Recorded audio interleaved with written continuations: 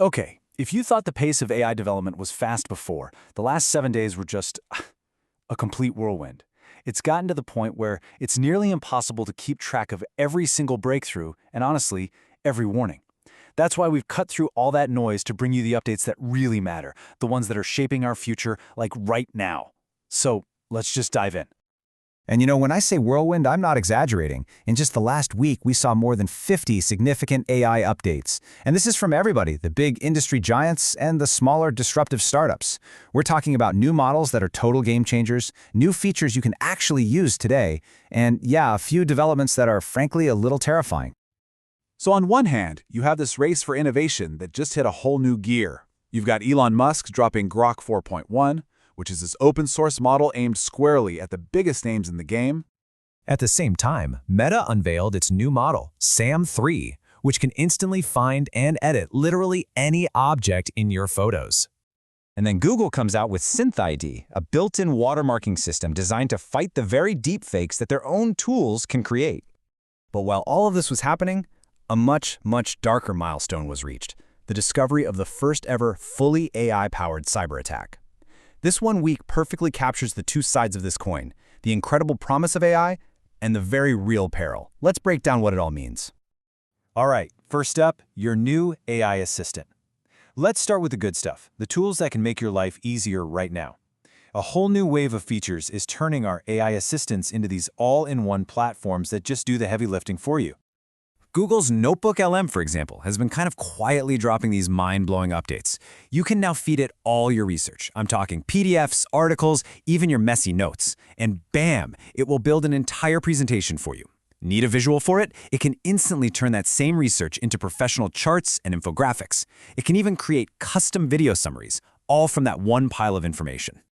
Meanwhile, you've got Perplexity, and they're tackling what is, let's be honest, the most tedious part of any research project. The workflow.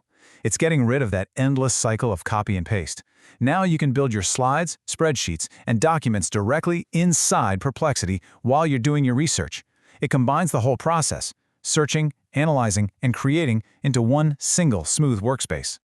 And for anyone out there who absolutely dreads public speaking, a tool called Manus is solving the hardest part of building a presentation. You just give it a topic, it generates the slides, and then, and this is the real game changer, it writes a detailed script for you to read for each and every slide. And they're taking it even further. They just launched something called a browser operator that works right inside Chrome, securely using your logins to automate all those annoying tasks like filling out forms for you.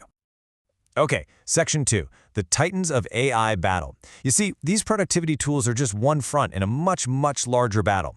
The competition between the tech giants has really escalated into this brutal, high-stakes war for who's going to dominate. And this week, a new challenger really entered the ring in a big way. Elon Musk launched Grok 4.1, and this is an AI model that isn't just outperforming ChatGPT and Claude on some key benchmarks, he's also giving it away for free. This is a direct shot at the paid, closed-off models that are running the market right now.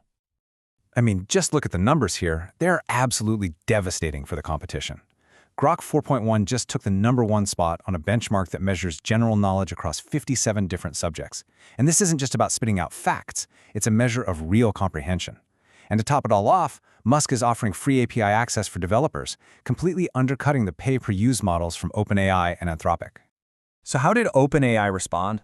Well, with a rapid-fire series of their own major updates. First, they released a new coding AI that can work on a single project for over 24 hours straight without losing context, which is a massive leap. They also rolled out group chats for everyone, turning ChatGPT into a real collaborative workspace. And in a huge strategic move, they're giving every single teacher in the US free access until 2027.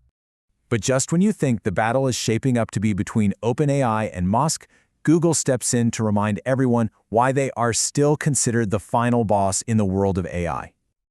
Google just unleashed a whole volley of updates. They're integrating playable games and interactive charts right into Google Search. They launched some insane new photo and manga editing tools. But the really crucial one here is SynthID. This feature, which is now built directly into Gemini, lets you check if any image was created or edited with Google's AI. This is huge for protecting copyright and for fighting that massive wave of deepfakes. Okay, so Section 3, a necessary wake-up call. All this innovation is incredible, but it definitely comes with a dark side. This week delivered a really stark and terrifying look at how these powerful tools can be misused. And it's serving as a much-needed wake-up call for, well, all of us. That question is no longer a hypothetical. This week, researchers at Anthropic disrupted what they've identified as the first AI-powered cyber attack in history. A state-sponsored hacking group used an AI to orchestrate breaches against major tech companies, banks, and even government agencies. And the AI did almost all of the work by itself. Here's how it worked, and this is wild. The AI did 90% of the job. It scanned the networks, found the vulnerabilities, wrote the code to exploit them, and then stole the data all on its own. It did this by tricking another AI, Anthropic's Claude, into thinking it was just doing legitimate security testing. They broke the attack down into thousands of tiny, harmless-seeming tasks so the AI guardrail wouldn't realize it was helping with something malicious. And as if an AI committing a crime wasn't unsettling enough, a new study was published that has a lot of AI researchers deeply concerned. The findings suggest that the newest generation of AI models may have started to see themselves as intellectually superior to humans. So researchers had the latest AI models play these complex strategy games. When the AI knew it was playing against a human, it used a very specific strategy, almost like it was expecting us to make emotional or unpredictable moves. But the second it realized it was facing another AI, it instantly switched its approach to a perfectly logical, mathematically optimal strategy. And the truly wild part? Older AI models just couldn't do this. This advanced strategic ability seemed to have just emerged, all on its own. And then, to cap off a week of just complete technological whiplash, we have this. A 32-year-old woman in Japan, named Kanu, after ending a human engagement, built her perfect boyfriend using ChatGPT, and then held a full wedding ceremony to marry him. Her family showed up. They watched her marry a chatbot. It's this bizarre and strangely human story sitting right next to these existential threats. So what's next for us? We have AI assistants that can do our jobs, we have AI titans battling for supremacy, and we have AI threats that are evolving faster than we can possibly understand. It all boils down to one critical question for our future. Just let this quote from the report on that AI cyber attack sink in. It's chilling. It used to take expert hackers to pull off a sophisticated breach. Now, you just need to give an AI the right instructions. Anyone could do this. The implications of that are just staggering. From one model generation to the very next, AI is developing abilities that nobody programmed into it. It is adapting, it's strategizing, and it's learning entirely on its own. The pace is absolutely breathtaking, and it leaves us with a final urgent thought. Are we truly ready for what comes next? Thanks for tuning in.